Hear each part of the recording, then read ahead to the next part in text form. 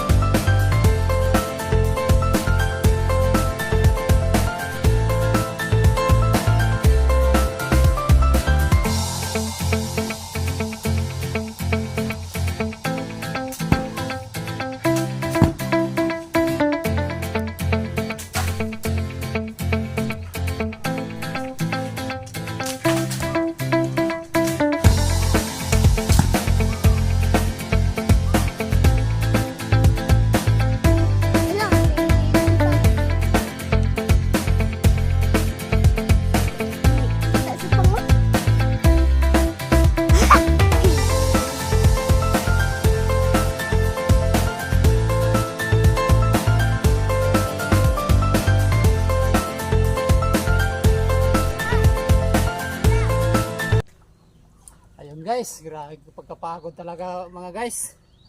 Di basta mag-akyat mga guys ng niyog. Kailangan lakas loob ka mga guys. Yung niyog ay para pakain sa ano namin. Mga alaga namin ng mga pato, halo-halo lang yan ang pakain namin. Halo. Ayun mga guys, sana may matutunan kayo mga guys sa pag-akyat ng niyog. Okay na. Hello mga kabisalog. Ito yung pagbalat ko ng niyog kabisalog. Ano lang, medyo matagal-tagal siya pero simple lang din. Yan, ganyan kabisalog. Maraming paraan kabisalog ang pagbalat ng niyog. Pwede yung gamitan ng itak. Pwede rin doon sa ng kahoy na ano, linagyan ng talim doon. Ayan. Ako kabisalog dito ko na lang di ano, parang maupo-upo lang ba? Walang pagod. Pagod kabisalog. Alam mo kabisalog, grabing hirap talaga ito sa trabaho kabisalog. Kaya nag-vlog ako kabisalog kasi grabing hirap na talaga ako kabisalog dito sa trabaho. Biyaw na ako dito kabisalog.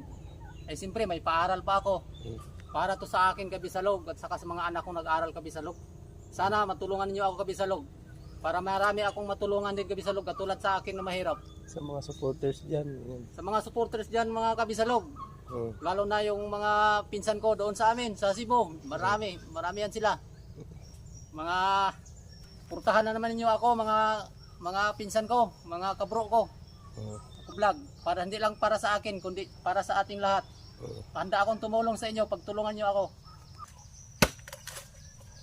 Alam niyo mga kabisalog, kaya nagtagal ako dito sa trabaho dahil mabait yung bossing ko. Kaya nagtagal kami sa trabaho dito kabisalog. Maraming salamat sa tulong niyo sa akin. God bless kabisalog.